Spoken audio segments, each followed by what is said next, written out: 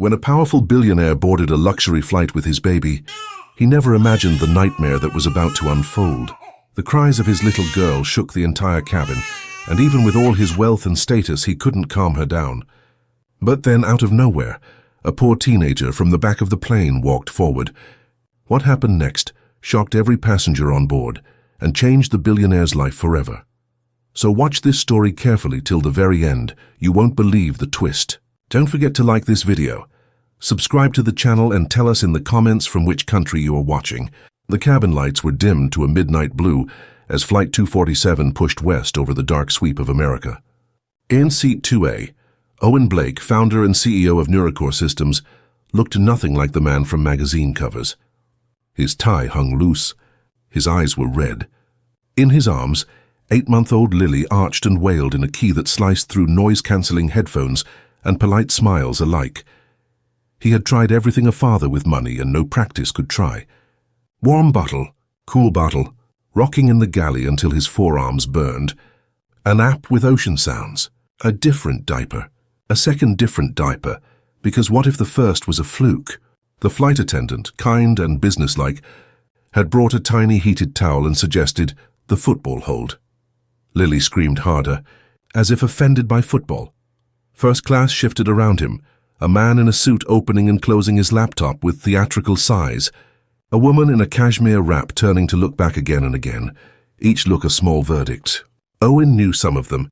Fund managers, a journalist who had profiled him when Neurocore crossed a $40 billion valuation. He could read their faces, brilliant at AI, clueless at LIFE. He bounced. He pleaded, "Come on, kiddo. You and I, it's just 5 hours. Be my brave girl." Lily's cry caught, hiccuped, rose again. Owen felt sweat under his collar. Tomorrow morning in San Francisco was the first face-to-face with the final syndicate before the roadshow. His general counsel had texted at boarding a cheerfully ruthless message, "No distractions at the table." He'd texted back a thumbs up and a baby emoji. It hadn't landed as funny as he'd hoped. 26 rows behind him, someone else had stopped pretending to watch the movie. The kid had a window seat and a backpack repaired with careful strips of duct tape. His hoodie was clean but old, cuffs rubbed thin. Patches covered the backpack, a city library logo. First Robotics, a community volunteer badge with Be Free Clinic, sharpied on the edge. He watched, head tilted, the way someone listens to an equation, looking for pattern inside noise. When Lily hit that keening pitch that made even the plane itself seem to flinch, the kid unbuckled, stood, and threaded down the aisle. The curtain at row 10 gave a perfunctory shimmy as he slipped past the galley. One of the attendants moved to intercept, polite, protective, but the boy's voice was soft and sure. "Mom, I think I can help." The attendant glanced at 2A, at Owen's face, at Lily's tiny fists. She gave a small nod. "Let me ask." But Owen had already turned, relief and embarrassment fighting for territory. "If you know something I don't," he said. "I'm listening." The boy kept his hands visible, palms up, as if approaching a skittish bird. Up close, Owen saw he couldn't be more than 16. Brown skin, clear eyes, a kind of alertness that didn't jitter. It focused. "I'm Malik," he said. "My little sister had reflux." Screamed like this. "There's a way to reset their system." He glanced at Lily. "May I?" Owen's instincts, or the high-net-worth alarms that had served him in 100 boardrooms, tried to boot up. Stranger, on a plane, with your child. But the louder force was simpler. He was out of moves. He shifted Lily toward the boy with the precarious care of handing over a crown. Malik didn't bounce or shush. He repositioned. One forearm became a shelf. Lily faced down along it, head higher than her feet, his palm cupped under her chest. His other hand traced slow, precise lines along the tiny muscles beside her spine, never poking, never pressing hard. He counted under his breath, not numbers exactly, more a rhythm. Then, quietly, not a melody anyone would recognize but somehow older than the seat map, he hummed. Lily's howl fractured into hiccups, then into chuffs. Her back softened, her fists uncurled. The cabin's collective inhale held a beat, 2-5. Someone in 3D actually clapped once before thinking better of it. "What? What is that?" Owen asked, voice low in the sudden hush, as if sound itself might spook the peace. Vagus nerve, Malik said, still humming. Sometimes they're overamped. This calms the pattern. The position helps with trapped gas. He didn't look up from Lily. My grandma showed me the hold. I watched a lot of NICU videos from the hospital where she works. Trial and error. Lily found her thumb and sighed into it with theatrical gratitude. Malik eased her upright, cheek to his hoodie, and the tiny engine of her breathing settled into a steady purr. The attendant in the galley exhaled like she'd been asked an impossible math question and guessed right. Owen stared, something loosening in his chest that had nothing to do with anatomy. You a pediatrician in disguise? Malik's mouth tilted. I wish. I'm a high school senior. He shifted Lily back into Owen's arms with the same exact angle and support, like handing off a solution that would only hold if you didn't change the variables. Up close, Owen saw the other details. A keychain shaped like a robot claw, a laminated badge inside the backpack's mesh pocket. National Algorithm Challenge West Regionals. Admit 1. You fly alone? Owen asked. Yes, sir. Malik gestured vaguely toward the back. Baltimore to JFK to here, then on to San Jose. The finals are at Stanford. He shrugged, casual and not. My school's a public magnet. We got as far as we could on grants. Folks at my church did a bake sale. Miss Ortiz at the corner store put out a jar. Owen felt the old reflex run ROI model outcomes, trying to spin up. The numbers didn't matter. The hum in the kid's hands had said more than any resume. He shifted Lily, who nuzzled and stayed asleep miraculously. Malik, right? He said. I'm Owen. I know. The boy's eyes flicked to the magazine in the seat pocket, the one with Owen's face beside a headline about Conscience in the Age of Code. He looked amused and not impressed by the spectacle. My robotics coach makes us read founder interviews and take notes on what's useful and what's fluff. Owen laughed, quiet and genuine. What did you decide about me? Jury's out. Malik lifted a shoulder. But you showed up where it counted tonight. A text lit Owen's phone on the armrest. From Daniel Klein. Reminder 9 a.m. pitch, no distractions this time. Investors want to see focus. Another from Harper, his wife, sent after her second post-op check. How's our girl? Don't be a hero. Ask for help. He looked from the messages to Malik, who was watching the window now, the country scrolling under them in darkness, like a complicated map with hidden routes. Can I get you something? Owen asked. Snack? Water? I feel like I owe you the plane. I'm good, sir. Malik hesitated. Actually, if you could tell the attendant I'm not trying to steal champagne when I stand up to stretch again. He grinned. She's cool. Just doing her job. I'll do better, Owen said. He caught the attendant's eye and made a small circling motion that meant coffee, gratitude, everything. She brought a cup and a cookie, and a look of shocked affection at Lily's silence. Do you always know things like that? Owen asked after a minute. The nerve. The pattern, Malik thought about it. Sometimes I hear how a problem talks. Like it has a rhythm. If I can match it, I can change it. He shrugged, embarrassed by his own metaphor. That sounds weird. It sounds like half my engineers, Owen said, and the pride in his voice surprised him. What's your field? Honestly? All of it. Malik's smile flashed and was gone. Algorithms, systems, how things connect. I like the places where math stops being a trick and starts being a tool. The plane shuddered through a pocket of turbulence. Overhead bins thunked. A baby cried somewhere in coach. A sympathetic echo. Lily stirred a small complaint, and Malik's gaze snapped back, calibrating. Owen mirrored the position he'd just been taught. Forearm shelf, head high, gentle strokes along the spine. Lily sighed and melted again, and the smallest nod from Malik certified the work. Looks like you got it, he said. For a few long breaths, the entire front cabin coasted on the quiet. Owen's thoughts moved in a new geometry. Tomorrow morning, a boardroom with people who measured value in multiples. A line in a calendar, 9 a.m., syndicate review. A warning in bold, no distractions. And here in a dim cabin with its blue night, a boy with duct-taped straps and a voice steady enough to tune a nervous system, you headed to the finals alone? Owen asked. Coach is meeting me there. Malik rubbed a thumb along the edge of his boarding pass, the paper soft from handling. Hotel rooms, well, it's a room. He grinned. I've slept in louder. The seatbelt sign chimed on. The captain announced a smooth descent into San Francisco, lights of the bay just visible like circuitry under cloud. People shifted, found their shoes, reset their faces for the lives waiting at the gate.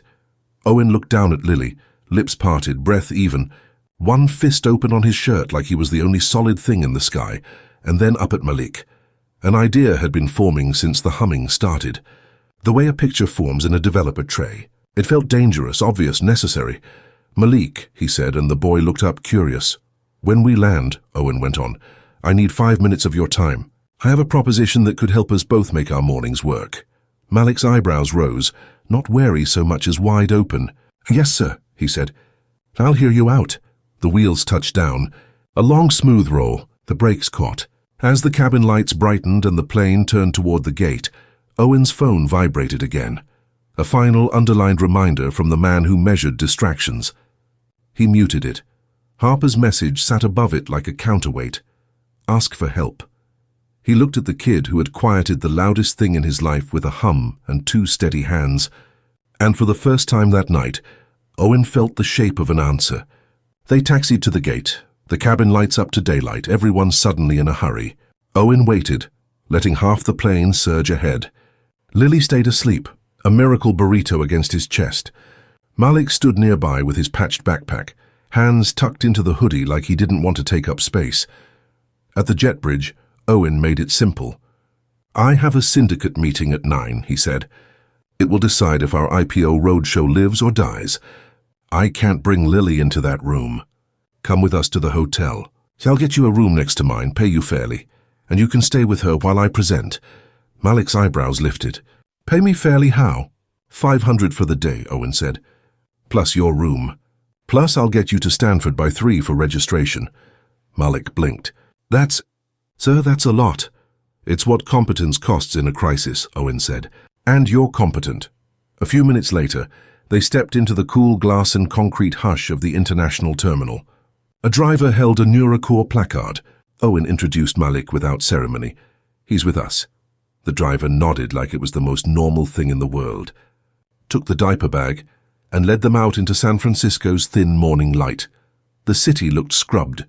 Fog hung just off the bay like a curtain waiting to be pulled. They cut up the Embarcadero, past joggers and coffee carts, to a hotel that solved problems for people like Owen by calling every solution concierge. At check-in, the front desk manager clocked the billionaire, the baby, the teenager in a thrifted hoodie, and rearranged her smile in real time. "We'll need 2 adjoining rooms," Owen said. "Crib, blackout curtains, and a kettle. Also, can security put Mr. He glanced at Malik. "Zahir," Malik supplied. "Malik Zahir. Mr. Zahir on my access list." "He'll be with my daughter." "Of course," the manager said smoothly, tapping fast. She slid 2 key envelopes forward. "Welcome back, Mr. Blake." Upstairs, the suite opened in clean lines and blonde wood and an abbreviated view of the Bay Bridge. Owen set Lily carefully on the bed, hands braced at her sides until the crib arrived. He turned to Malik. "Non-negotiables," Owen said, the way he did when building a product spec. "You tell me what you need to keep her regulated." "I'll supply it." Malik grinned, surprised by the deference. "Okay then. Quiet room. Dimmed lights. Warm bottle at body temperature. Test on your wrist till it barely feels like anything. 4-arm shelf hold if she ramps. 10-minute downtimes between stimuli. And a cloth that smells like mom or dad." Owen pulled his own t-shirt from his carry-on, embarrassed at the sweat halos, then laughed at himself and handed it over. "Authentic scent profile," he said. Room service appeared with the crib, a kettle, and 2 coffees. Lily woke, wriggled, and mewed in complaint. Malik reached first, not to pick her up, but to align the moments. "Let's feed before we move," he said. "If she's hungry and you change location, she'll tell you she hates both." He warmed the bottle, timed the first sips, then passed her to Owen with the exact angles he'd used on the plane. "Now you," Owen followed. Lily latched, settled, and stared up at her father's face like she'd known all along he would learn. Something rewired behind Owen's eyes, a click not of strategy but of alignment. When Lily was down for a nap, Owen called Harper. She answered on the second ring, hair tucked into a scarf, hospital wristband still on. "Tell me I didn't ruin London for you," she said. "You saved San Francisco for me," he said. He angled the phone to show Lily asleep, the crib a fortress of white mesh. "We had a situation on the plane. A 16-year-old named Malik solved it with a humming technique, and a nerve I've never heard of. Harper's mouth softened. So you're taking help? I'm paying for excellence, he said, then lowered his voice. I'm also learning, he turned the camera. Malik raised a hand shyly. Ma'am, thank you, Harper said, immediate and sincere. To your family today. After he hung up, Owen opened his laptop. The deck glowed to life. Market trajectory, regulatory moat, the slide that always sparked edge case questions about fairness. He stared at it and saw all the places it said people when it meant users, and safety when it meant risk budget. He felt uncomfortably like he was looking at a baby he'd bounced the wrong way for months. You build the thing everybody uses, Malik said, noticing the keynote outline without prying. Does it listen like you listened on the plane? Owen blinked. Does what listen? Your model, Malik said. Does it listen for pattern or force an answer? Owen almost pushed back. Reflex defense, then shut his mouth. Sometimes we make it choose too fast, he admitted. Markets like speed. Bodies like regulation first, Malik said, nodding at the crib. Guess it depends who you're building for. A text lit Owen's phone. Daniel Klein, investors arrive 8:50. If you can't guarantee full focus, we can move the meeting off-site and proceed without you. Owen typed and deleted 3 answers, then put the phone face down and looked at the clock. 7:12 a.m. Here's the plan, he said. I'll brief until 8. You run point here. At 8:30 I go downstairs. At noon I'm back and we get you to Stanford. Yes, sir, Malik said. But his eyes cut to the deck again, curious in spite of himself. Can I ask one question? Owen hesitated, then turned the screen toward him. Malik dragged a fingertip in the air, tracing the outline of a chart. You show accuracy by demographic buckets. But what happens at the edges? Mixed inputs, low-light conditions, non-standard speech. You say robust but don't show resilience. If they're smart, someone will ask how you know your model doesn't calm one problem and spike another. Owen stared. You're 16. Problems don't care, Malik said simply. They're just problems. Owen opened a hidden appendix slide, black on black code blocks, and a schematic no investor had shown patience for yet. He looked back at Malik. What if I lead with this? Depends, Malik said. If the story is we're fast and perfect, that slide hurts you. If the story is we know where our edges are and how we push them back, that slide makes you look like you build for reality. Owen closed the laptop. Okay, he said to the room to himself. Reality. At 8:03 a.m. there was a knock. Housekeeping. 2 women with a cart. Owen stepped forward. We're good, he said friendly. Behind him, Malik scooped up his backpack automatically, the reflex of someone who'd had to move his things when adults with keys arrived. The smaller of the 2 women noticed and smiled at him. You're helping the baby? She asked. Yes, ma'am, Malik said. My grandson has colic, she said, half English, half Spanish. You show me the hold later. Yes, ma'am, he repeated, and she grinned as she pushed the cart on. When the door shut, Owen said, This city works on people like that. He gestured at the corridor. People we forget when we say user. Then don't forget, Malik said. At 8:28, Owen straightened his suit. Lily stirred. Panic tried to rise. Malik was already at the crib, palm near the tiny spine, not touching yet, only centering. You go, he said without looking away. She's got me. You've got you. Owen paused at the door. The words hit like a hand on his shoulder, steadying, not holding back.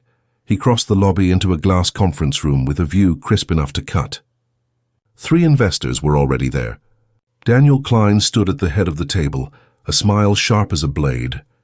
Blake, he said. No entourage today? Just the product, Owen said, and the room smiled in spite of itself. He clicked the first slide. Not the glossy tam, not the hockey stick curve.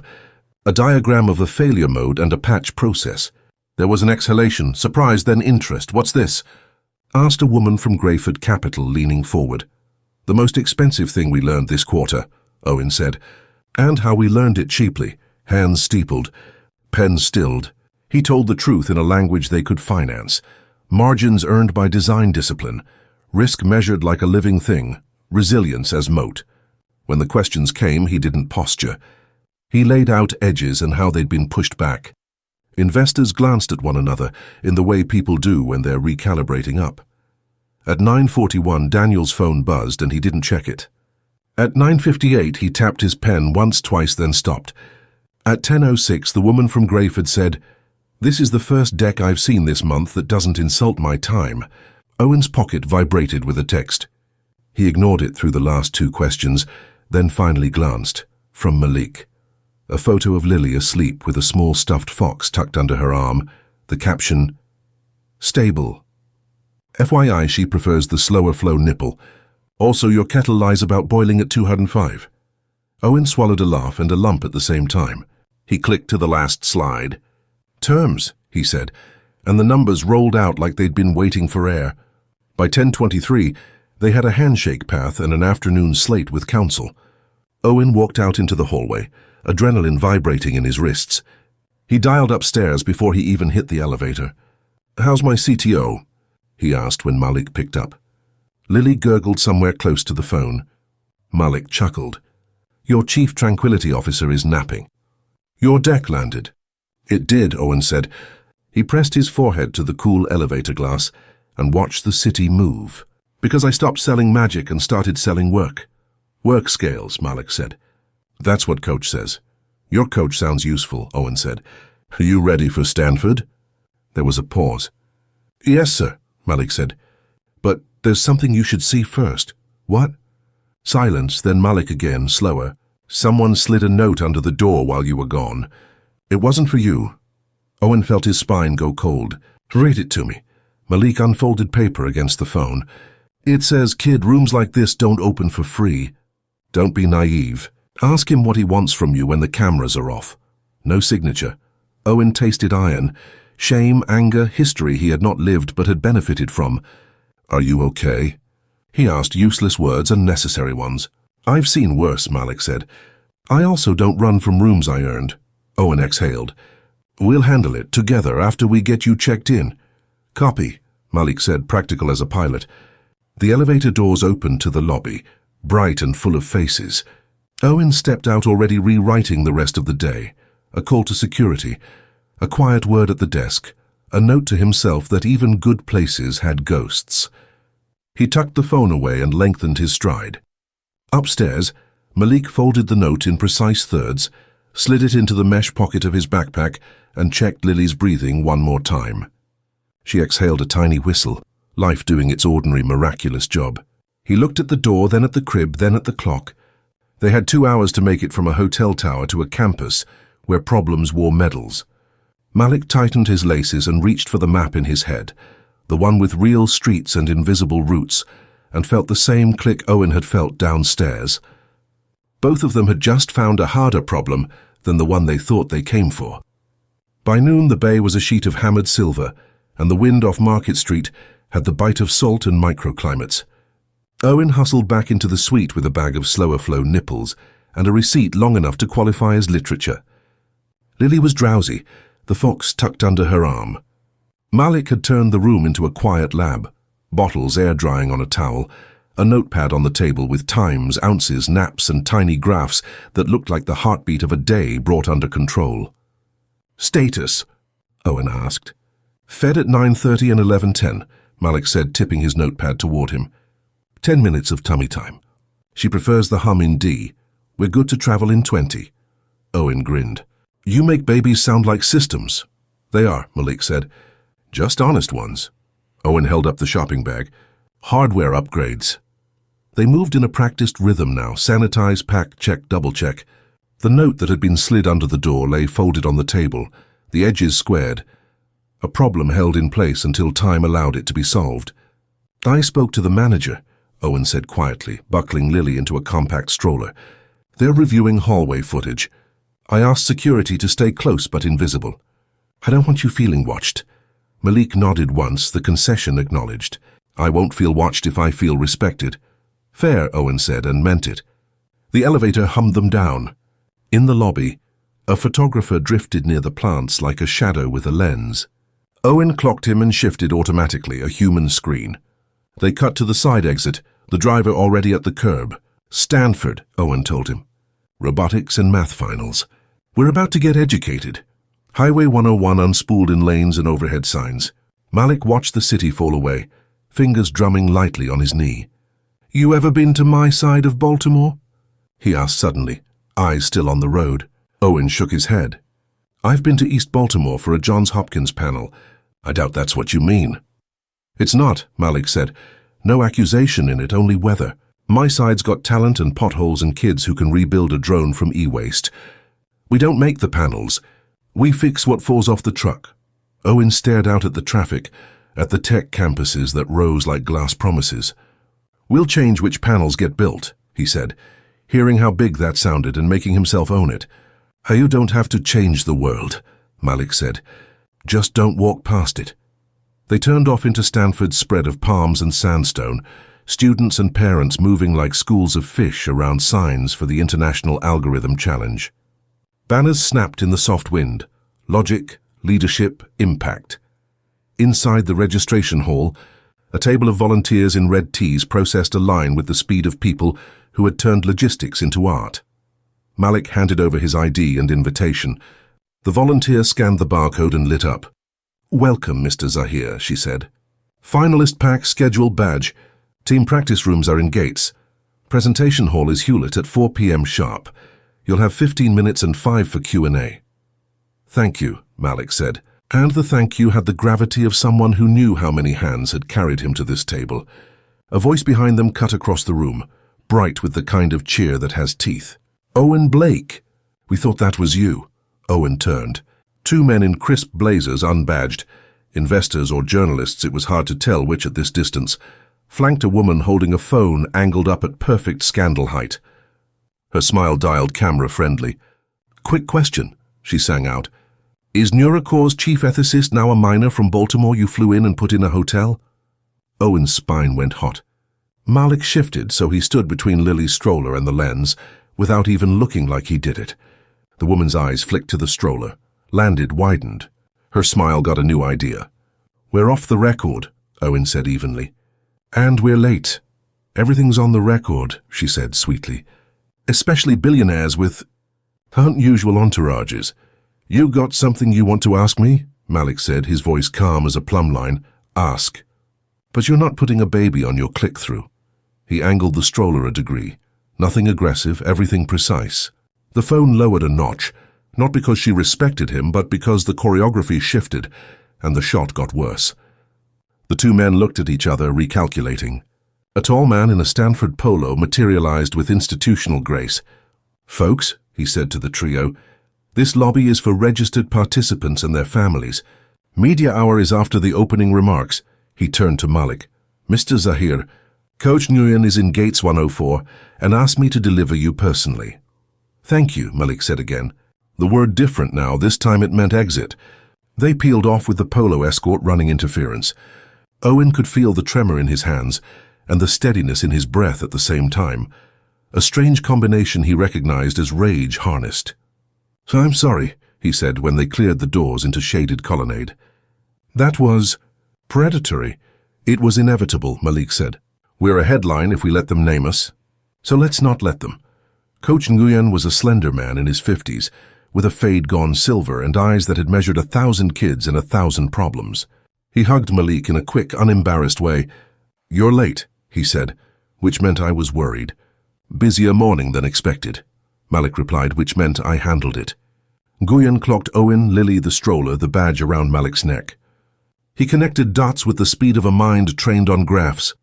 You must be the friend who knows when to ask for help, he told Owen. Congratulations. That's rarer than capital. Owen laughed, startled and grateful. Trying to improve my portfolio. Nguyen turned to Malik. Walk me through your presentation. They took a practice room, whiteboard, a projector, 4 chairs that had hosted decades of theory and panic. Malik plugged in his laptop. The first slide wasn't pretty. It didn't need to be.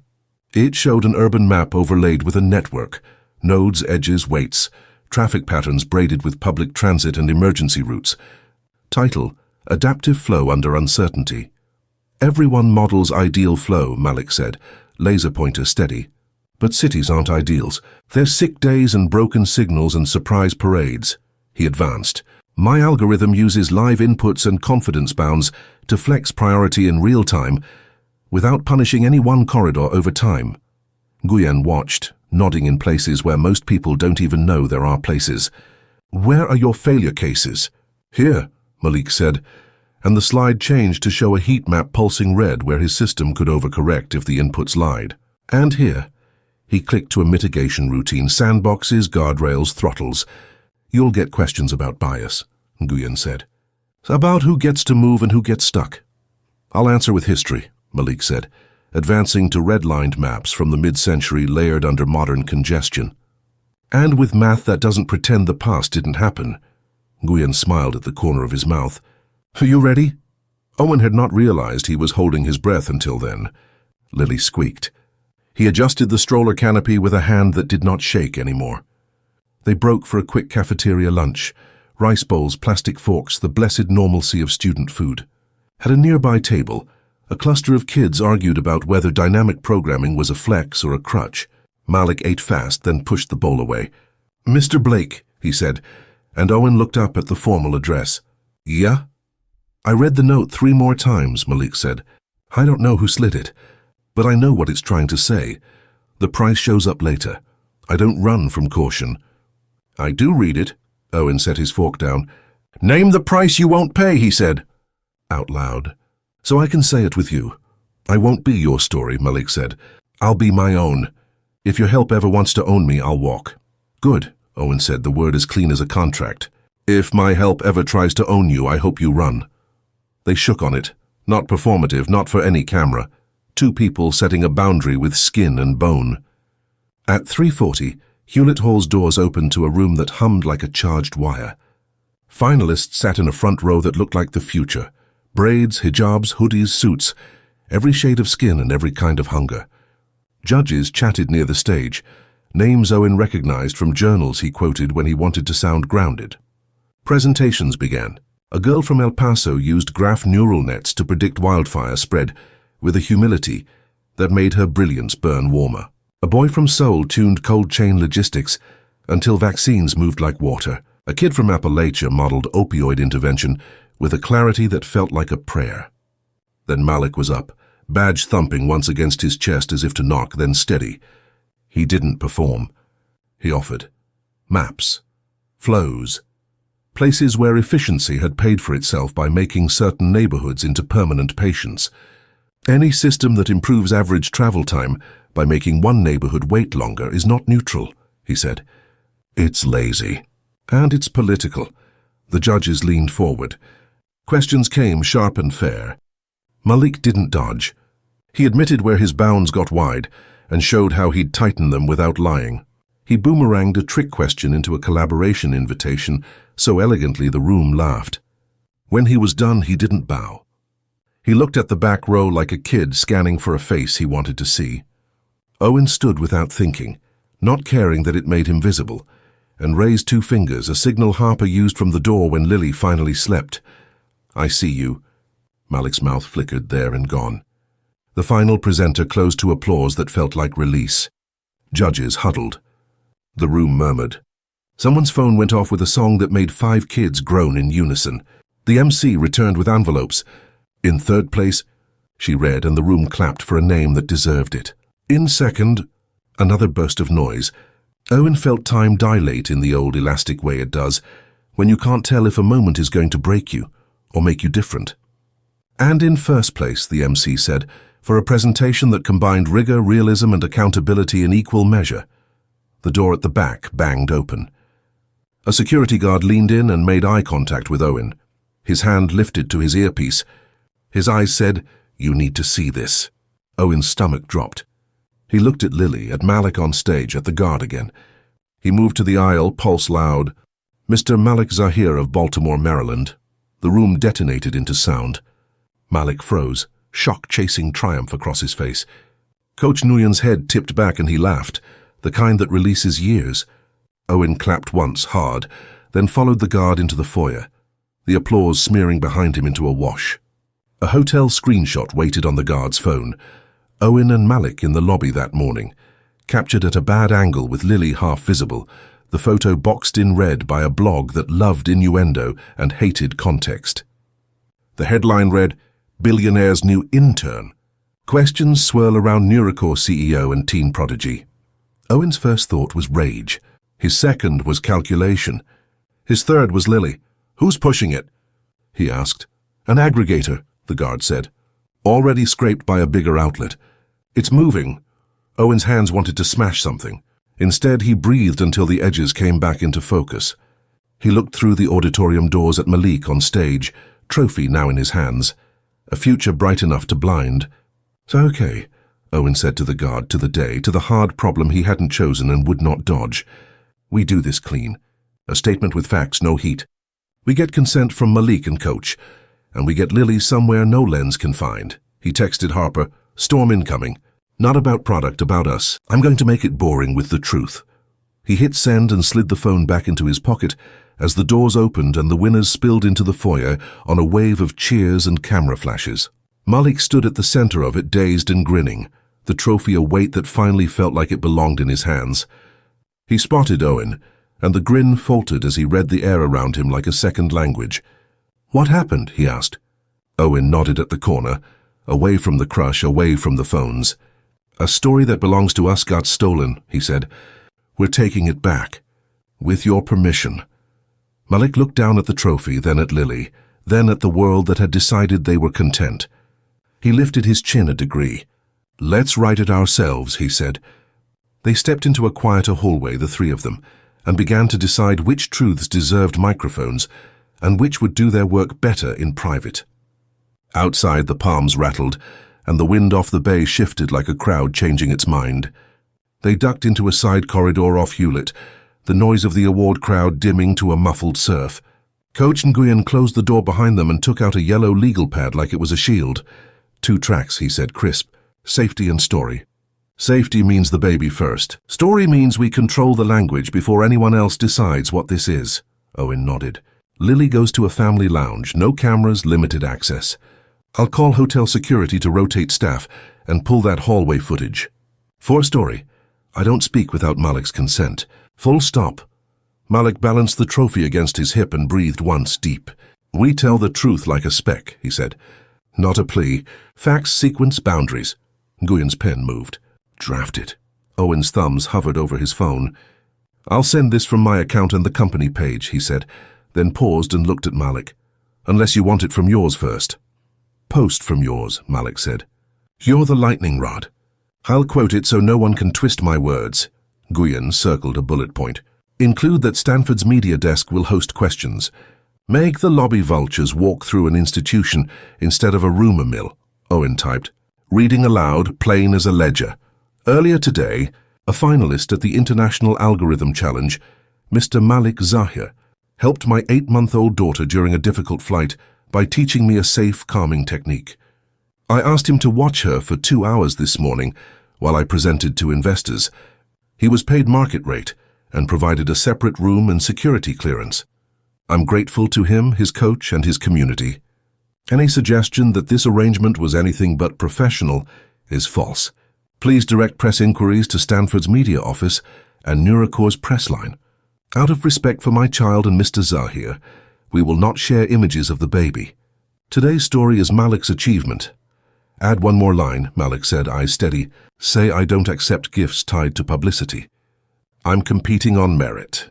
I'll decide on mentorships after the season with my coach and my mom." Owen added it verbatim. Nguyen scanned, crossed out 2 adjectives and underlined paid market rate. "Post," Nguyen said. Owen hit publish. The message went live, a clean rectangle of text in a feed that preferred noise. He handed the phone to Nguyen. "Forward to Stanford PR." Nguyen was already texting. "Done." A soft fuss sounded from the stroller. Lily's face pinched, then smoothed as Malik palmed a breath near her spine. Not touching, just offering the rhythm. "Family lounge?" he said. "Down the hall left," Nguyen said. "I'll walk you."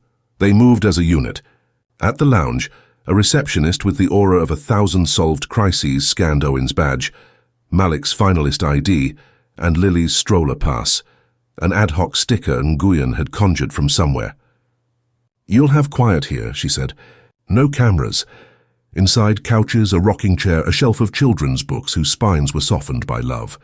Owen set Lily down. Malik checked her bottle, the kettle temperature, the blanket edges like a technician clearing a runway. The receptionist closed the door behind them with a gentle click. Owen's phone buzzed, a call from Grayford's partner. the woman who'd called his deck respectful. He stepped into the hall and answered. "We saw the post," she said without preamble. "Good? Clear. We're standing down any questions about optics in our IC memo. Also, we'll be on your council call at 3. Don't let anyone spin up a process to distance you. Doing the right thing doesn't need quarantine." "Thank you," Owen said, surprised at the surge of relief he felt. "Also," she added, voice lightening, "if Mr. Zahir is considering offers, our foundation funds first-gen scholars. He should choose without pressure, but he should know he has choices." Owen smiled at the ceiling tiles. "I'll pass that along through his coach after he celebrates." He hung up to another buzz, a text from Daniel Klein. "We should consider a statement that this teen was not vetted. Optics risk to roadshow." Owen's jaw set. He typed back, "We considered it and rejected it. Our statement stands." He stared at the grey typing bubble that appeared and disappeared, then put the phone away. Inside, Malik's phone lit up with a torrent of messages. He opened one from Ma, a selfie from the church hall back home, balloons, a sheet cake that said "Go Malik" in shaky frosting, the pastor's wife holding a laptop aloft like a trophy, his little sister throwing up a victorious fist. "Proud of you. Be safe. Pick what keeps you you." Emma Malik swallowed, thumb hovering. He typed back one, safe, saying no to anything that wants to own me, love you. He added a photo of the trophy resting on a coffee table and Lily's fox in the frame by accident. He left it, it felt true. Nguyen's phone chimed. He glanced at it, frowned. "Heads up," he said to Owen. "Stanford PR says a gossip site is alleging you sourced Malik through an outreach program." Owen blinked. "What outreach program?" Nguyen turned the phone. It was a screenshot of an internal Neurocore memo dated 6 months ago from a PR contractor. "Humanize the founder. Identify authentic stories of community talent uplift. Case studies with real faces. Timing TBD." Owen felt heat crawl up his neck. He'd skimmed that memo on a plane and replied, "We tell the work, not the halo." And then he'd let it slide into the archive because a dozen other fires had burned brighter. "Someone leaked it out of context," Nguyen said. "It reads like a plan to find a Malik before there was a Malik." Owen shook his head, paper dry in his mouth. "We never ran that play. I killed it. But if you only see the subject line, then it's a story," Nguyen finished. "What's the paper trail?" Owen pulled the email up, hands sudden steady. He had replied, "We don't cast faces to excuse harm. Tell the failure stories, the fixes, the constraints. Kill anything that feels like charity theater." He showed it to Nguyen. "Can PR anchor on this?" Nguyen took a screenshot and sent it to PR with a single line, "Receipts." Malik watched them, reading their bodies the way he read a network. "Do I need to say something?" "I don't need to eat victory noodles," Owen said, forcing a smile that wasn't fake so much as willed. "The grown-ups will fight the fog." The lounge door cracked and the receptionist slid a tray inside. 3 paper cups of miso, 2 bananas, a packet of crackers, and a note in block letters for the baby. "On the house," she whispered. "Congratulations." Malik held the paper cup in both hands and let the steam fog his glasses. "People keep showing up," he said softly, like it was a theorem that always surprised him. "Then let's show up back," Owen said. "I have a council call at 3. After that, if you want, we can talk about what mentorship means when it's not a leash." Nguyen checked his watch. "We also have a press gaggle at 4. You don't have to speak, Malik. Your win stands without commentary," Malik thought. "I'll say 2 sentences," he decided. "Thank you to my mom, my coach, my city. And don't turn my win into someone else's agenda. Then I'm done." "Good boundary," Nguyen said. At 2:57, Owen ducked into an empty side office for the legal call. Grayford dialed in. Company counsel joined. Daniel Klein's square lit up on the screen, smile already prepped. "Let's contain this," Daniel began. "We issue a clarifier that Mr. Zahir was unknown to us before today, that we don't endorse." Owen cut in, polite but granite. "He's not a storm to contain. He's a person we respect. Our statement is factual. We don't distance from doing the right thing." Grayford's partner spoke next. "From our side, we're satisfied. The post is clear. The receipts from the PR memo help. If an outlet runs with the leak, we'll counterlink the full chain. The only mistake would be to start hedging and look guilty about a kindness." Daniel's smile thinned. "Perception is earned," Owen said. We'll earn it by being boringly truthful. They closed the call with action items and a calendar block for terms. Owen stared at his reflection in the laptop screen, a beat longer than necessary, then shut it and went back to the lounge. Malik was on the floor with Lily, building a pattern of cups, small inside big, then big inside small, then alternating like traffic metering. Lily laughed, a quick silver bell sound that rewired Owen's day a second time. "You ready?" Owen asked. "As I'll ever be," Malik said, rising. He wiped cracker crumbs from his hoodie and squared his shoulders. 2 sentences. Then I ghost. They stepped into the media room at 4 exactly. Lights hummed. Microphones waited like curious birds. Stanford's PR lead opened with housekeeping. Questions about the competition format and results first. Personal questions will be redirected. Minors will not take one-on-one questions. Reporters adjusted. A local station asked Malik what sparked his project. He answered with a story about buses that never came and an aunt who missed shifts because a schedule was a promise that kept breaking. "Last question," PR said, pinning the clock. "Mr. Zahir, anything you want to say before we wrap?" Malik looked straight into the center camera, steady as a metronome. "Thank you to my mom, my coach, and Baltimore City College High. We did this together. And please, don't make my win a subplot in someone else's headline. I'm a builder. Talk to me about the build." A beat of quiet, respectful, and real. Then the room breathed again, and PR was ushering them out a side door before anyone could lob a curveball. In the hallway, Owen's phone buzzed so hard it jumped in his hand. Another leak, not from PR, not from an aggregator. From inside Neuracore, a screenshot of a Slack thread where a junior comms analyst had written, "Last month, we still need a human face for the roadshow, something scrappy. Mentorish BIPOC if possible." The caption on the reposted leak was savage. So did they find him? Malik saw the color drain from Owen's face. He didn't ask to see the screen. He just said, "What do you need me not to do right now?" "Don't defend me," Owen said quietly. "Let me do the work." Nguyen's phone buzzed in chorus. He scanned, jaw tightening. "This one bites deeper," he said. "It looks like a blueprint for exploitation, even if it never left a chat." Outside, the palms whipped, bay wind shouldering up hard. The hallway felt suddenly narrower, like the building itself was bracing. Owen lifted his head. "We call in all hands," he said. "We make it public. We say we won't source people as props. We publish a policy that mentorship isn't marketing. And I asked the analyst who wrote that to meet me, with HR and with our foundation lead, so we can turn that instinct into something decent or kill it." Nguyen tipped his head, considering. "You'll take heat." "It's heat I earned," Owen said. "I chose speed over fixing this culture 6 months ago. Now it's a bill." Malik let out a breath he hadn't realized he was holding. "Okay," he said. "Then I'll do what I said I'd do. I'm going to celebrate, call my mom again, and eat more noodles." They started down the hall together, 3 silhouettes moving toward the noise. A shadow detached from a doorway. Daniel Klein, tie loosened, expression unreadable. "Blake," he said, voice low, "you sure you want to light yourself on fire in public?" "There are cleaner ways." Owen stopped. "There are quieter ways," he agreed. "Clean is different." Daniel's smile didn't reach his eyes. "Investors hate surprises." Owen thought of Lily's laugh, of Malik's 2 sentences, of a Slack message that had festered because he'd been too busy to disinfect it. He met Daniel's gaze. "Then let's stop surprising them and tell them exactly who we are," he said. He turned before Daniel could answer. Malik fell into step beside him, trophy bumping his knee, the weight a promise and a dare. At the end of the corridor, the doors to the courtyard blew open on a gust that smelled like eucalyptus and salt. Phones were buzzing in 100 pockets. Somewhere a headline was sharpening. Owen reached for the door and felt a small, resolute hand brush his sleeve, a touch that said ready. He pushed through into the wind. By 5:30, the Stanford colonnade cast long ribs of shadow, and the coastal wind had teeth. Owen walked fast, phone to his ear, arranging a company-wide town hall that would be both live-streamed and recorded.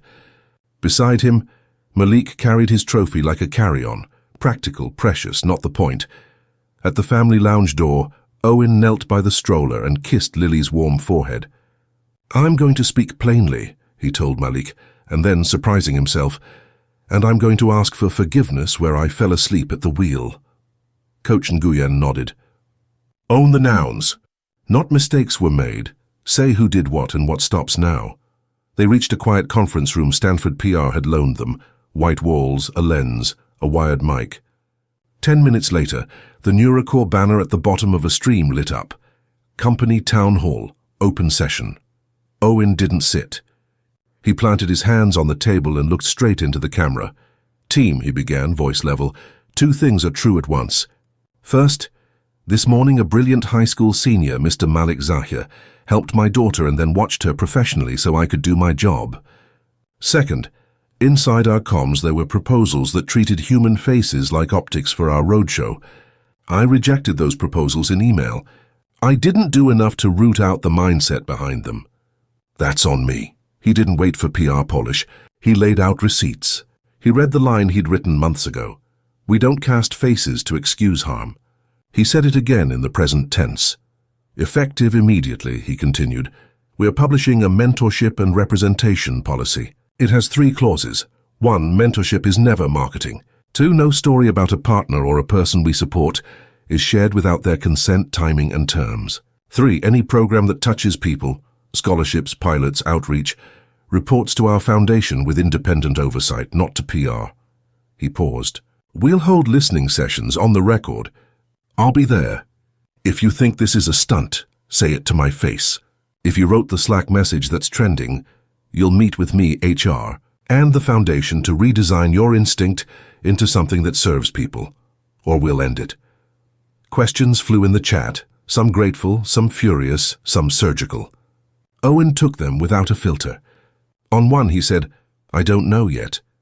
On another, we did harm by even speaking that way. On a third, no, we won't postpone the roadshow.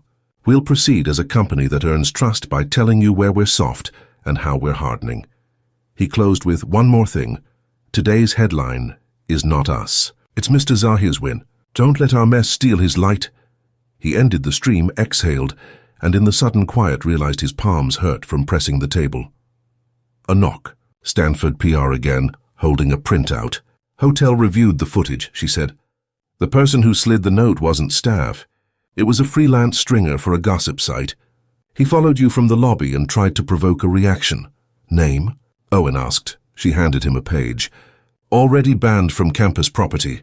The hotel is preparing a trespass notice. Malik's face didn't move much, but his shoulders loosened half an inch. I don't need him punished, he said. I need him out of rooms where babies are. Done, PR said. Also, she looked at Malik, her professional cadence softening. The university would like to offer you an honorarium to give a short talk to our high school outreach program next month. No cameras, no press. Just kids who want to see the map you carry. Malik smiled, small and real. That I'll do. They stepped back into the evening buzz of campus. Phones were a chorus again. Some notifications cut through the noise like bells with names. Grayford partner, standing by your town hall. I see moving forward. Chemicty admissions, auto. Congratulations on the International Algorithm Challenge. We invite you to Baltimore City Council member. When you're home, come by City Hall. We want to talk bus lanes. And a text from M again. FaceTimed with pastor's wife. We cried. Eat something. They ate at a tiny noodle shop off El Camino, steam on the glass, counter seats, bowls like medicine. Malik slurped and closed his eyes. This tastes like a system that forgives error, he said, and Owen laughed for the first time that day, a clean, surprised sound. The laughter ended when Lily's cry knifed through the steam. It wasn't rage. It was thin and reedy, a sound that carried worry. Owen's hand was already on her forehead. Warm, he said, alarm rising. Too warm. Malik was in motion before the sentence finished. Ear pressure from the flight can flare hours later, he said. Or teething. Or a virus. We don't guess. We check. He pulled a compact kit from his backpack, cheap, well-stocked. Thermometer, saline ampules, bulb syringe, a laminated card with a nurse line number. He took Lily's temp, noted it, soothed her with the forearm shelf while Owen called the nurse. Hydrate. Watch breathing. If fever spikes above 101.5, or she pulls at one ear persistently. Urgent care within an hour, the nurse said through the speaker. We're 10 minutes from a clinic, Malik said. Go. They went, Owen driving in tight, careful lines, Malik in the back seat with Lily. making the car's world small and steady. Urgent care smelled like sanitizer and sighs. The PA looked 27 and tired in the way good people are tired. Probably teething with some barotrauma from descent, she said after a light exam and a scope glimpse. Mild fluids, infant acetaminophen, observation. Come back if anything changes. Back at the hotel near 9, Lily slept, sweaty curls plastered to her temple, a small fist wrapped in Malik's hoodie string like she'd issued him a lanyard. Owen stood at the crib and let the day replay in a quieter key. He turned to Malik with a folder in his hands. Not glossy. No logo. This is what mentorship looks like to me, he said, and set it on the table. Read it and mark it up. Malik skimmed, then read again, slower. The pages were short, plain. A scholarship through the foundation that covered living expenses with no publicity requirement. A mentorship agreement that wasn't exclusive. He could walk any time with no penalty, for any reason. A paid summer internship offer contingent on his choice, placed not in PR or the CEO's office, but in the Foundation's new Applied Math for Cities program, reporting to a program director unaffiliated with marketing. A clause titled Community Veto. Any initiative undertaken in his name required approval from a community board including his mother, his coach, and a local educator. Malik looked up. You wrote a clause that gives my mother veto power over your foundation. Yes, Owen said, because you said you won't be my story. This makes it law, Malik kept reading. And this a Baltimore lab fund? I called the Grayford partner, Owen said. Their foundation will match us dollar for dollar, up to $500K, to build a student-run machine shop and data lab at your high school. Open evenings staffed by paid alumni mentors. No branding on the door except the school's. No photo ops without the principal's consent. Malik put the folder down carefully, as if any sudden movement would smear the ink. His throat worked. You're not buying me. I'm paying a bill the world sent you, Owen said. And I'm giving you levers, not a leash. They sat with that for a long minute that felt like air returning to a room. Malik uncapped a pen. 2 edits, he said. 1, add a clause that says, if I ever feel pressure to post or perform, the agreement pauses until the board meets. And 2, reserve 10% of the lab fund for stipends so kids who need to work nights can mentor instead, without losing rent. Agreed, Owen said immediately. Initial there and there, they didn't sign. Not yet. They let the paper wait. Like bread that needed another rise, Owen's phone buzzed. A new email with a subject line that didn't fit the night. Inquiry from SEC staff. Scheduled disclosures. He opened it, eyes narrowing. It wasn't hostile, but it was real. A staff attorney asking whether any significant reputational events would alter risk disclosures ahead of the IPO calendar. Of course, Owen muttered. Clockwork. Problem? Malik asked. Not if we stay boringly truthful, Owen said, forwarding the note to counsel with, we'll respond with the town hall link and policy doc. No spin. Malik's phone buzzed too, a number he didn't recognize. He let it go to voicemail. It transcribed on his screen. This is Erin Daly, investigative reporter with the Ledger. I've seen internal docs suggesting Neurocore's speech models underperform on African-American vernacular English. If true, that's a civil rights problem when deployed in hiring and healthcare.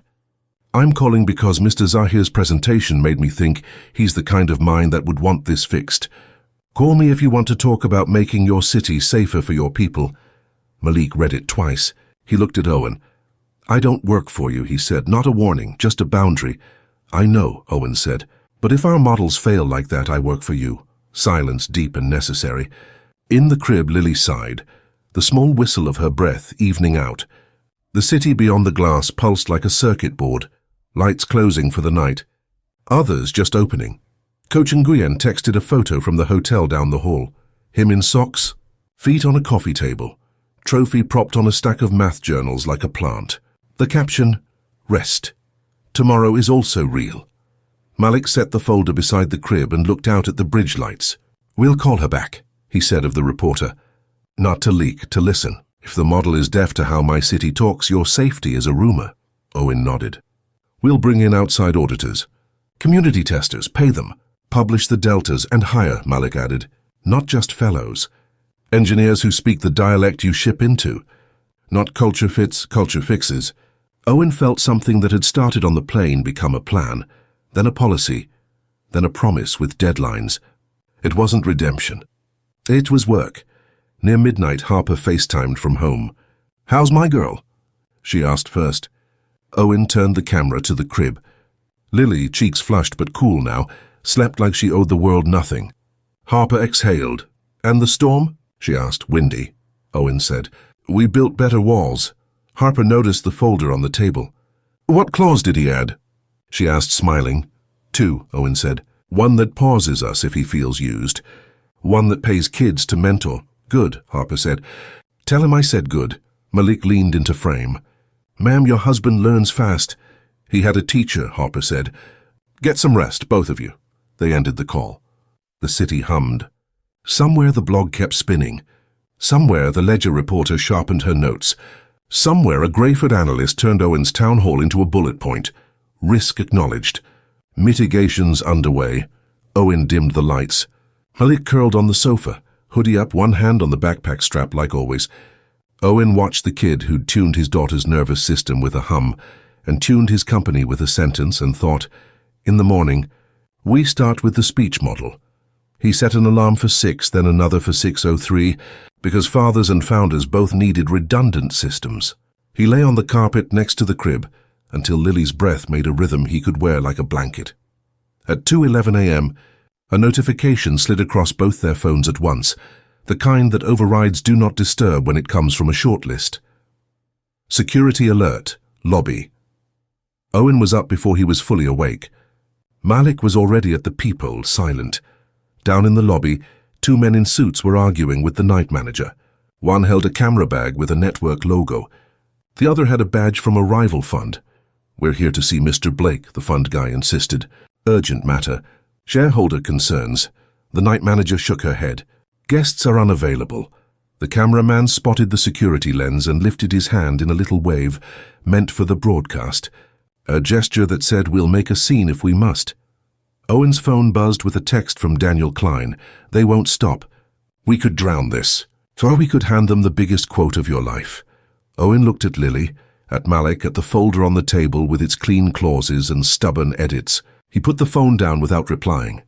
"We're not drowning anything," he said into the dark. "We're teaching them to swim." The alert pulsed again, a red banner across the phones, and then the hotel line rang. Owen snatched it up. "Mr. Blake," the night manager whispered, voice steady. "2 visitors are pressing at the desk. One media, one who says he represents shareholders. We've refused access. Do you want SFPD called?" Owen glanced at the crib, Lily asleep, cool now, and at Malik by the peephole, a quiet sentry. "No police," Owen said. "Not unless they escalate." "I'll come down with our statement and nothing else." Malik shook his head. "I'll go," he said. "So you stay with her." "I'm not sending you into that," Owen said. "You won't," Malik replied. "We'll go together, but I'll do the talking first. Let them hear a boundary from me before they hear your apparatus." Owen's instinct was to argue. The better instinct was to trust the person who'd carried weight all day, without dropping it. He slid on shoes, tucked the folder into the safe, texted the night manager, "We're coming down. Escort us through service elevator. No lobby parade." They moved like a small team through a quiet building. In the service corridor, they passed a janitor mopping to a low oldies station. He lifted his chin at Malik in a universal code. "You good?" Malik returned the nod. "Good." The side door opened to a cool pocket of marble and ficus. The night manager stood square at the desk. 2 men turned at once, scenting movement. The camera guy raised his lens and found only air. Owen had already stepped to put a column between Lily's stroller and any shot. Malik took the one clean line in the room and stood in it. "Sir," the fun man said, seeing Owen, ignoring Malik. "We insist on—" "That's not how insistence works," Malik said. "Level. Here's what will happen. You will not film a baby. You will not bait a clip. You'll take the company's posted statement, time-stamped receipts, and you'll walk back through the front door you came in. If you want questions answered, you'll go through Stanford PR at 10 a.m. like every other adult with a microphone." The cameraman laughed, too loud. "Kid, that's not how this works." "It is tonight," Malik said. "Because my mother taught me to talk to people who mistake volume for authority." "Mr. Blake," the fund man said, working to keep annoyance off his face. We represent shareholders who are concerned about reputational risk ahead of the roadshow. Owen stepped out from the column, shoulders loose. Shareholders concerned with long-term value will appreciate that we handle people as people. If your fund is short, this will be disappointing news. His eyes held steady. Either way you're leaving. The night manager came around the desk with a guest ledger and a calm that had seen worse. Gentlemen, she said to the men, your presence is no longer welcome tonight. Security will escort you to your vehicle. If you refuse, we'll consider trespass. She nodded toward two guards who had materialized like punctuation. The fund man lifted his hands, performative peace. We'll be in touch, he said. Through counsel, Owen replied. In daylight. The door sighed shut behind them. The night manager exhaled. I'll comp breakfast, she said, practical comfort, and returned to her post. Back upstairs, the room felt like a ship that had ridden out a squall. Owen settled Lily back into the crib. Malik sat on the edge of the sofa, shoes still on, hands braced on his knees. I shouldn't have put you there, Owen said. You didn't, Malik said. I walked. Also, that guy smelled like short interest and hairspray. Owen snorted. You have a future in venture. I have a present in noodles and sleep, Malik said. Tomorrow's the work you promised. They slept in pieces. At dawn, the bay rinsed itself in quiet gold. Owen woke to Lily's soft chirp and an email from counsel. SEC staff acknowledges your disclosure. No further info needed at this time. Proceed. He poured coffee, texted Harper a sunrise, and answered Erin Daly, the reporter from the Ledger. Happy to talk on record with our foundation lead present. We'll open the speech model evaluation and bring in community auditors. If your reporting can help us make the model safer, we're listening. Erin replied in under a minute, noon at your office. I'll bring our data scientist. We'll ask hard questions. We'll also tell you where we got the memo. Let's be transparent to the bone, Owen said aloud. By 8, they were in the NeuroCore office.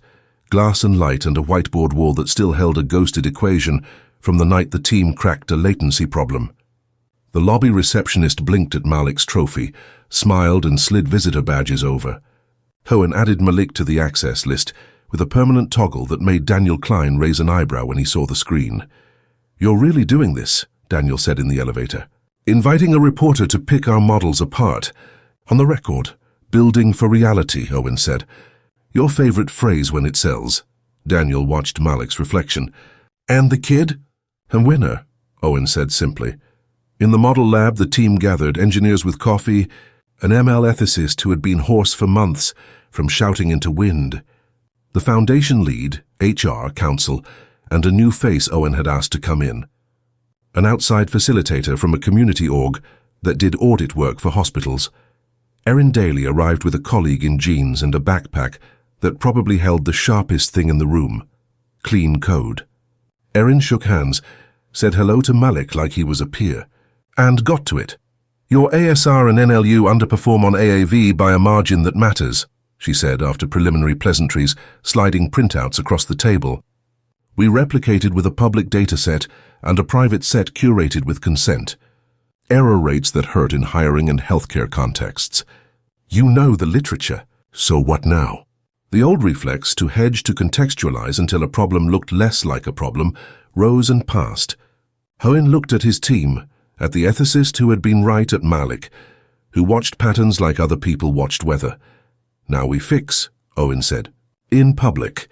The foundation lead outlined the plan they had roughed in at 3 a.m., assemble a compensated community panel trained in evaluation, partner with a HBCU linguistics lab to expand data sets with consent and context, publish benchmarks and deltas, place a hard gate on deploying any model into sensitive domains without meeting thresholds across dialects, hire, not just consult, engineers who speak the language they ship into. And put budget under that, Erin said, not bake sales. We'll start with $2 million, Owen said, and Daniel Klein actually flinched. Half from the foundation, half from product P&L. It's part of the cost of shipping. Erin's colleague, the data scientist, set up a laptop. Let's look at black box tests now, they said. No cherry picking. They hit the system with live samples, vernacular from Baltimore, Atlanta, Oakland, code switching, barbershop rhythm, church cadence. In places, the model performed. In others, it fumbled, smoothing distinct voices into the blandness of error. See, Malik said softly to the machine. It doesn't listen. It guesses. Then we teach it to listen, the ethicist said, fierce and tired and suddenly a little less tired. They set milestones on the whiteboard, dates with verbs next to them, not nouns. Collect, train, test, publish, hire. They attached owners. Council drafted a public note that didn't bury the lead or the harm. The foundation lead drew a box labeled Community Veto, circled it, and wrote, Consent or we don't ship. At noon sharp, Grayford's partner dialed into the conference bridge with 3 words, Keep going green. During a lull, Malik slipped out to call his mother. He spoke low in the hallway by a ficus that had seen a decade of forgetting to water. They're opening it, he said, not just to press. 2 people. You keep them honest, his mother said, and you keep yourself whole. Back in the lab, Erin closed her notebook. We'll write this as a work in progress, not a takedown, she said, because you're making it that way. Don't make me a liar. Hold us to it, Owen said. On record, they walked Erin out. In the lobby, a knot of employees had gathered around a screen broadcasting clips of the town hall. A junior comms analyst, the one whose slackline had leaked, hovered at the back, eyes rimmed red. Owen caught her gaze. Got a minute? He asked. She nodded, braced. They sat in a small glass room with the foundation lead and HR. The analyst started first, voice shaking. It sounded so tidy in my head, she said. Find a story. Make people feel good. I didn't hear what I was saying. Now you do, Owen said. We don't throw you away for one bad sentence. We change who you report to. We put you in the foundation for a rotation. You'll learn what human face means when the human looks back. Tears slid down, hot quick. I want to fix it, she said. Good, the foundation lead said. Come write grants. By 2, the SEC line was quiet. Grayford was in. Stanford PR had turned the gossip cycle into a meta-story about transparency. And the Baltimore City Council member had posted a photo with a caption that made Malik's phone buzz like a hive. We're bringing this kid home a parade. They barely made it back to the hotel in time for a nap window. Owen settled Lily, checked her temperature down, and opened the safe. The folder waited, weightless and heavy. Ready? He asked. Malik uncapped his pen. They initialed the 2 edits, added dates, and wrote their names where names go when people decide to carry something together. No cameras, no press. Harper would sign the board clause tomorrow. Coach would add his name. Ms. Ortiz from the corner store, who had taped a jar to the counter with "Hands off, this is for a genius," would get a call to join. Owen set the pen down. There's one more lever, he said. If you want it. Malik lifted an eyebrow. We can open source the evaluation harness for dialect robustness, Owen said. Not the model. The harness. Make it impossible for any company shipping speech to ignore the gaps. Malik's smile was quick and sharp. Force the homework. Exactly, Owen said. The room's phone rang. The night manager again. Mr. Blake? A woman in the lobby says she's Miss Rosa, Mr. Zahir's grandmother. She flew in. She says to tell you she came to see a baby and a boy who thinks too much. Malik was already in the hall before Owen processed the words. The elevator ride felt like being 12 again, and being told someone you loved was in the parking lot with a surprise. Rosa Zahir stood by an armchair like a queen on loan to a Marriott. Floral dress, sneakers, eyes that could bench press shame and joy. She opened her arms and Malik folded into them without ceremony. She kissed his cheek, his forehead, his hairline, then held his face between palms. You did the math, she said. Now do the rest. She turned to Owen. You're the man who listened, she said, measuring him in a second. Good. Keep doing it. Babies and cities, they tell you what they need if you shut up. Yes, ma'am, Owen said, happily outranked. Rosa scooped Lily up with the ease of muscle memory. Lily considered her, decided this woman smelled like pancakes and hymns, and relaxed. Rosa tilted her, forearm shelf head high, the exact geometry Malik had learned on a couch years ago. She hummed something ancient and small. Tomorrow, Rosa said to Malik over the humming as if she had been in their lab that morning. You bring that reporter to Baltimore. She can hear a choir. She can hear a corner. Your machine will learn faster with real air in it. Yes, Grandma, Malik said, relief like a second win. They ate dinner as a 4. Takeout on the low table, Lily's fox presiding. Rosa told stories that stitched history into the room. A bus line that never came past their street. a nurse's aide who memorized medication names and kids' shoe sizes, a boy who learned to hear patterns because the world's static was too loud to live with. Owen listened like a student. After, as Rosa settled, Lily and Malik packed for a morning flight back east, Owen's phone rang with an unknown number. He almost let it roll to voicemail. He didn't. "Mr. Blake," the voice said, smooth, a kind of smile embedded in tone. "This is Victor Hale at Axiom Partners. We represent a group interested in, shall we say, a strategic outcome. We can make all this narrative go away, fold you into a bigger story. Clean roadshow, no more crusades." "By fold," Owen said, "you mean sell." "Handsome multiple," the voice said, "and no more boy genius sideshows. Investors prefer adults." Owen looked at Malik, then at Rosa, then at Lily, asleep with a fist on the fox. He felt the old itch. An exit solves everything, and then the new truth. Exits don't raise children or fix models. "We're building," he said. "Not folding. Think fast," the voice murmured. "We move markets." Owen hung up. He typed a single sentence to Daniel Klein. "If Axiom calls you, the answer is no." 3 dots appeared. "Then they already did." "I said ask him yourself." "Good," Owen replied. Near midnight, the news cycle did what it always does. It turned.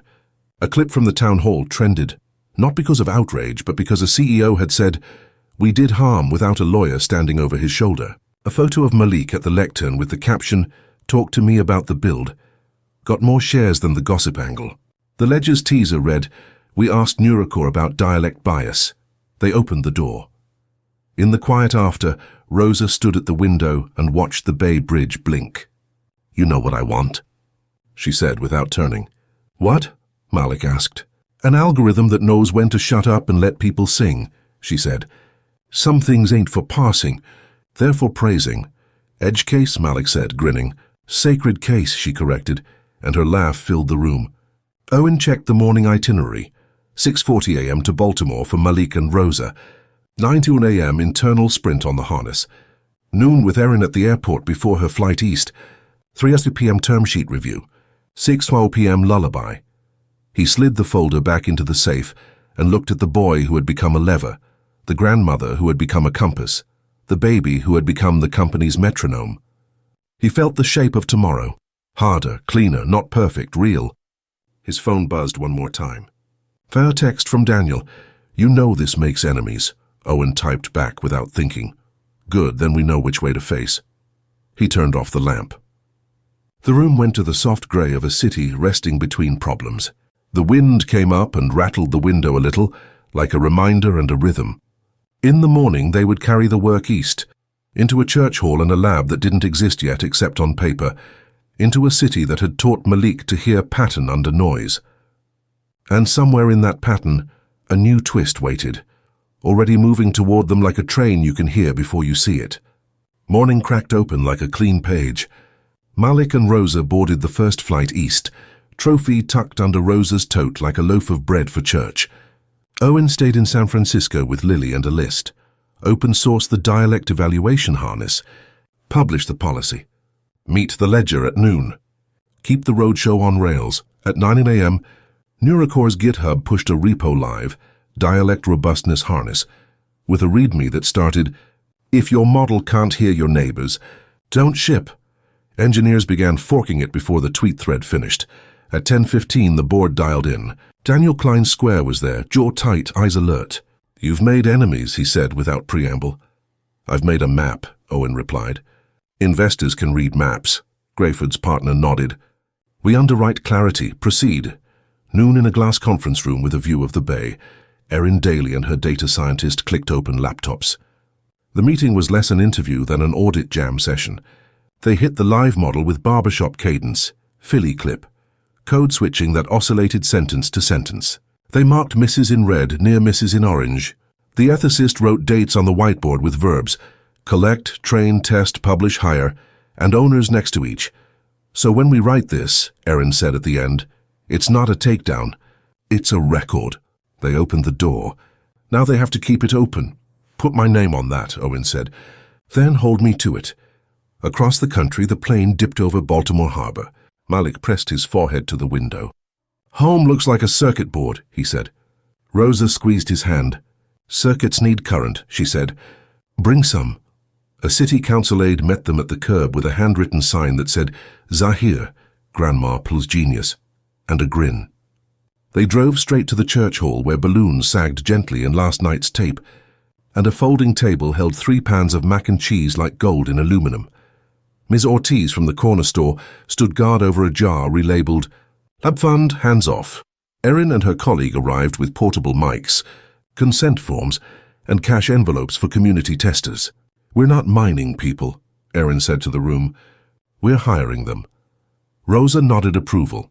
They recorded what the Bay Area couldn't teach, a deacon's prayer that rose and fell like tide, a bus driver's banter with riders, a grandmother ordering a kid off the steps without raising her volume, a barbershop cut punctuated by clippers and laughter. Malik moved through it, translator and conductor, making sure each voice was labeled by consent, not by stereotype. At 2:17 p.m., the city reminded them why models mattered.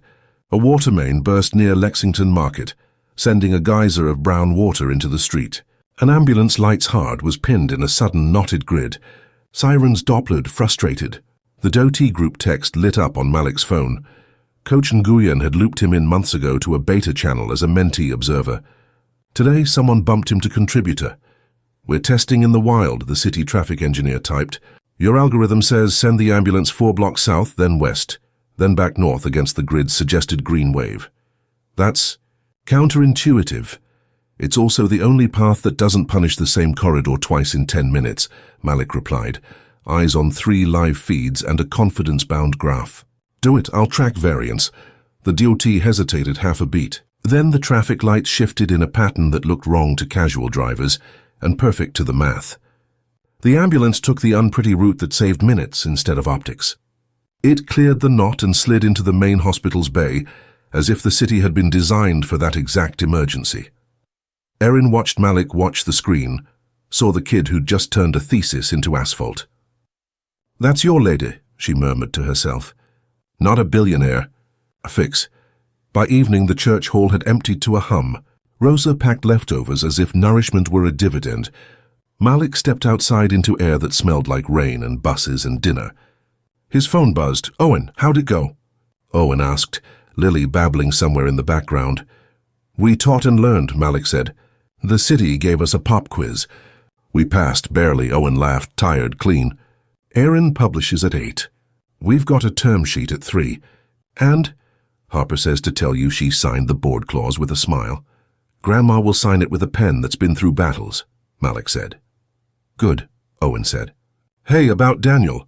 What about him?" "He scheduled one-on-ones with the comms team," Owen said. He apologized to the analyst. "Said we chase narratives because we're scared of work." She told him to put that on a slide. "He said he would. Maybe he learns," Malik said. "Or he leaves." "He stayed," Owen said. "For now." At 8, the Ledger's story went live. They opened the door. How a crying baby, a teenager, and a company's worst instinct made a better model. It wasn't a puff piece. It quoted the Slack line that stung and the policy that answered. It embedded the harness repo. It linked to the church recording consent template. It ended with Rosa on the record saying, "Don't you turn my boy into your excuse. You fix your thing, then you come back and eat." Comments for once were better than usual. Engineers posted pull requests. A city in the Midwest asked to pilot the harness. A founder in Boston wrote, "Stealing this policy. Credit where due." An activist retweeted with, "We will test them." Axiom Partners sent a second text to Daniel. Daniel forwarded it to Owen with a single word. No 2 days later, Nuricor's all hands filled the atrium. Lily wore noise-cancelling earmuffs the size of pancakes and Harper's scarf like a sash. Owen stood on a low stage, not with slides, but with people. The ethicist, the foundation lead, an HR partner, and a new hire introduced to applause, a speech engineer from West Baltimore who'd turned down a shinier title elsewhere to work on the harness.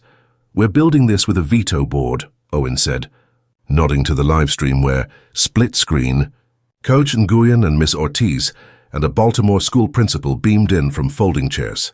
"If they say pause, we pause." He turned to the camera. "We'll make mistakes again. We'll say them out loud faster." Harper hoisted Lily and spoke into the mic, the way she did at community meetings. Also, our kid is fine, she said, and the room laughed like they needed that line more than they knew. Summer edged in. The lab fund wired. Ms. Ortiz bought a 60-inch used TV for the wall and posted a selfie. Conference room. Kids who might have taken late shifts instead took paid mentor hours. A busted 3D printer donated by a startup became a working one under the hands of 3 10-year-olds and a 17-year-old with patience that could start a car in winter. Malik finished finals, slept for 12 hours straight, then started the summer internship he'd helped write himself. 3 days a week in Baltimore, 2 in San Francisco, foundation badge, not PR. He joined a standing meeting with Erin and the community panel that ended each time with Rosa's rule. One thing you did right. One thing you'll fix this week. On a hot Friday, Owen flew east with Harper and Lily to cut the ribbon on nothing branded, a door with the school's name and a hand-painted sign that said BCC Lab, open. He brought a drill because the hinges squeaked. He wore a t-shirt because suits made kids nervous. Rosa took Lily and settled into the rocking chair someone had hauled in from the choir loft. Look, she told the baby, pointing at the room where kids were already sorting bins of donated parts. They're going to make you a city. A television in the corner played financial news on mute. A crawler ran across the bottom. Neurocore sets IPO range. Investors praise new safety policy. The anchor's mouth moved. The sound stayed off. No one in the room looked up. Daniel slipped in, tie loose, eyes softer. He pulled Owen aside. I thought we'd lose them, he admitted, nodding at the idea of investors, markets, appetite. Turns out certainty sells. It's not certainty, Owen said. It's direction. Daniel looked at the kids building a drone out of e-waste and 2 rulers. I'll take it. Erin stopped by on her way to the airport, dropped off a stack of printed articles for kids to use as scrap paper, and pressed a postcard into Malik's hand. On the back, keep the door open. Always, Malik said. That night, as the heat thunderheads finally let go and rain clattered on the row house roofs, the lab stayed open late. Malik taught a 12-year-old how to hear a jitter in a motor with her fingertips. Owen patched a wobbly table. Harper organized a shelf of donated books by subject and chaos. Rosa hummed low while Lily drowsed against her shoulder, that same ancient line Malik had hummed at 35,000 feet. When the storm knocked out a transformer 3 blocks over, the lights flickered. The kids didn't panic. They pivoted. Someone produced battery lanterns. Someone else rigged a power bank. The room glowed, less bright, more intent. Owen watched Malik in that soft light. Kid, teacher, partner, and felt the shape of how this all began. Not with a strategy or a slide, but with a hum and 2 steady hands. Ask for help. Offer help. Build the thing between. Near midnight, Malik walked Owen to the door. The block steamed. Sirens distant, not urgent.